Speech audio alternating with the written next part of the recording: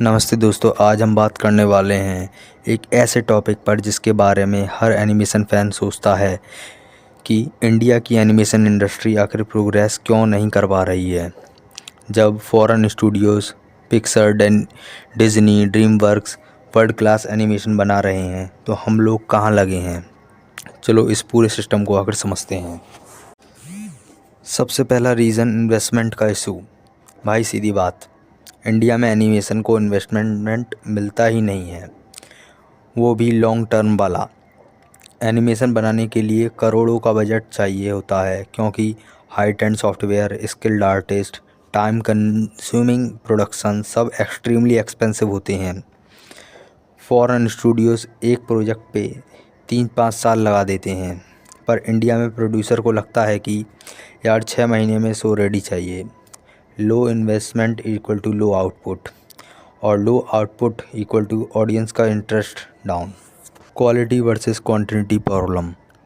Indian studios को अक्सर deadline based work दिया जाता है, क्रिएटिव फ्रीडम कम होता है, रिजल्ट एनिमेशन स्मूथ नहीं होता, करैक्टर स्टिफ लगते हैं और स्टोरी भी रस हो जाती है। फॉरेन एनिमेशन में हर फ्रेम केयरफुली पॉलिश होता है, इंडिया में लगता है चल भाई जल्दी डिलीवरी करो, नेक्स्ट प्रोजेक्ट रेडी होना चाहिए। स्किल टैलेंट है पर ब्रेन ड्रेन भी है। सच ये है कि इंडिया में बहुत टैलेंटेड एनिमेटर्स हैं, पर वो ज़्यादा सैलरी, बेटर लाइफस्टाइल और क्रिएटिव फ्रीडम के लिए यूएसए, कनाडा, जापान जाकर काम करते हैं। गूगल करो तो पता चलेगा, बहुत से इंडियन एनिमेटर्स अवेंजर, अवतार, लायन किंग, कुंग फू पांडा जैसी मूवीज़ पर काम कर चुके हैं, लेकिन वो इंडिया के स्टूडियोज़ नहीं हैं, फॉरेन स्टूडियोज़ में होते हैं। ऑडियंस प्रेफरेंस, हम लोग खुद क्या देखते हैं। इंडियन ऑडियंस एनिमेशन को मोस्टली किड्स कंटेंट समझती है, इसलिए स्टूडियोज़ भी रिस्क नहीं लेते हैं और किड्स फ्रेंडली सेफ कंटेंट बनाना पसंद करते हैं। पर फॉरेन कंट्रीज़ में एनिमेशन को फुल सिनेमा एक्सपीरियंस माना जाता है, अडल्ट्स भी देखते हैं, थिएटर फुल होता है। इंडिया में अगर कोई अडल्ट एनिमेटेड मूवी बन भी जाए तो लोग बोलते हैं ये बच्चों का कार्टून है क्या। इंडस्ट्री तभी बढ़ेगी जब हमारी ऑडियंस का माइंडसेट चेंज होगा। स्टोरी टेलिंग गैप सबसे इम्पोर्टेंट पॉइंट है। ये पॉइंट थोड़ा हर्ष है बट सच है। इंडिया में स्टोरीज़ फ्रेश नहीं होती हैं, हम mostly mythological, retelling, moral based kids show, comedy, slapstick में अटके रहते हैं। Foreign studios deep emotional stories बनाते हैं, जैसे Inside Out, Coco. Coco one of my favourite film यार, क्या स्टोरी, मैं तो उस टाइम देखी थी, मैंने तो इमोशनल हो गया था बहुत। और how to train your dragon, Spiderman into spider words. उनके पास वर्ल्ड क्लास राइटर और लॉन्ग टर्म प्लानिंग होती है, हमारे यहाँ स्टोरी तक लास्ट मोमेंट में तैयार होती है। एडवांस ट्रेनिंग और स्किल का अभाव। भारत में टैलेंट तो बहुत है लेकिन एडवांस ट्रेनिंग की कमी है। बहुत से इंस्टीट्यूट सिर्फ बेसिक सॉफ्टवेयर सिखा देते हैं, जबकि आज की दुनिया में प्रोफेशनल एनिमेशन के लिए चाहिए Maya, Houdini, Blender, Unreal Engine, ZBrush. ये सभी वो सॉफ्टवेयर हैं जो बाहर के प्रोफेशनल एनिमेटर्स यूज़ करते हैं। इनके अलावा एक एनिमेटर्स को समझना होता है lighting, camera movement, human anatomy, story patching, colour theory, cinematography. ये ट्रेनिंग भारत में बहुत लिमिटेड मिलती है, इस वजह से क्वालिटी इंटरनेशनल लेवल पर नहीं पहुंच पाती। एनिमेशन के लिए कटिंग एज टूल्स चाहिए होते हैं, advance 3D engines, motion capture, mocap भी कहते हैं जिसे, virtual production, real time rendering. India के स्टूडियोज़ के पास ये सब होता है बट लिमिटेड स्केल पर। फॉरेन स्टूडियोज़ रिसर्च एज डेवलपमेंट R&D पर करोड़ों खर्च करते हैं, इंडिया में R&D ऑलमोस्ट ज़ीरो है।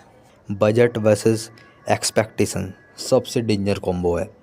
प्रोड्यूसर चाहते हैं कि बजट लो हो, क्वालिटी पिक्चर लेवल हो और डिलीवरी फास्ट हो। भाई ये सब पॉसिबल नहीं है। अगर इंडस्ट्री को वर्ल्ड क्लास क्वालिटी चाहिए तो time, money, patience, creative freedom सब इक्वल इम्पोर्टेंट होते हैं। रिसर्च एंड डेवलपमेंट का लगभग ज़ीरो फोकस। वर्ल्ड के बड़े स्टूडियोज अपनी टेक्नोलॉजी खुद बनाते हैं। Pixar, RenderMan, DreamWorks, Moonray, Disney AI based animation tools. लेकिन भारत में R&D के लिए इन्वेस्टमेंट बहुत कम होता है। R&D मतलब research and development. Technology self develop नहीं होती तो स्टूडियोज हमेशा एक्सटर्नल सॉफ्टवेयर पर डिपेंड रहते हैं। इससे एक यूनिक इंडियन स्टाइल डेवलपमेंट करना मुश्किल हो जाता है। इंटरनेशनल स्टूडियोज़ एक दूसरे के साथ मिलकर बड़ी फिल्म्स बनाते हैं। मॉडलिंग एक स्टूडियो, लाइटिंग दूसरा, रेंडरिंग तीसरा। लेकिन इंडिया में ज़्यादा स्टूडियोज़ अलग अलग छोटे स्केल पर काम करते हैं। कोलैबोरेशन कम होने से प्रोडक्शन का स्केल भी छोटा रह जाता है। गवर्नमेंट सपोर्ट की कमी। जापान, कोरिया, फ्रांस और चाइना में गवर्नमेंट एनिमेशन इंडस्ट्री को tax benefit, grants, training programmes, animation park, software subsidy देती है। भारत में सपोर्ट मिल रहा है पर अभी भी लिमिटेड है। अगर नेशनल लेवल पर स्ट्रॉन्ग पॉलिसी आए तो एनिमेशन इंडस्ट्री बहुत आगे बढ़ सकती है। इन सब चैलेंजेस के बाद भी इंडिया बहुत प्रोग्रेस कर रहा है। हनुमान, बाहुबली एनिमेटेड सीरीज़ जो आई है अभी, Indian CG short films winning global awards, Marvel, Disney, HBO के VFX इंडियन स्टूडियोज़ कर रहे हैं। अगर ये टैलेंट एनिमेशन पे भी फोकस करे तो इंडिया वर्ल्ड क्लास कंटेंट बना सकता है। गेमिंग इंडस्ट्री इंडिया में बूम पर है, ये तो सबको पता है। OTT platform new content demand कर रहे हैं। यूथ एनिमेशन सीख रहा है। इंडिया आउटसोर्सिंग हब बन रहा है। इंडिपेंडेंट क्रिएटर्स यूट्यूब पर किलर एनिमेशन बना रहे हैं। अगर इन्वेस्टमेंट और क्रिएटिविटी फ्रीडम मिल जाए तो इंडिया भी पिक्सर लेवल आउटपुट दे सकता है। तो दोस्तों यही रीज़न था कि इंडिया की एनिमेशन इंडस्ट्री को प्रोग्रेस करने में टाइम लग रहा है।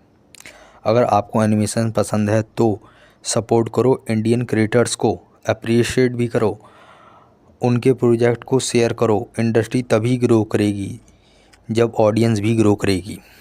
अगर ये वीडियो अच्छी लगी तो लाइक करो, शेयर करो, सब्सक्राइब करो। मिलते हैं नेक्स्ट वीडियो में।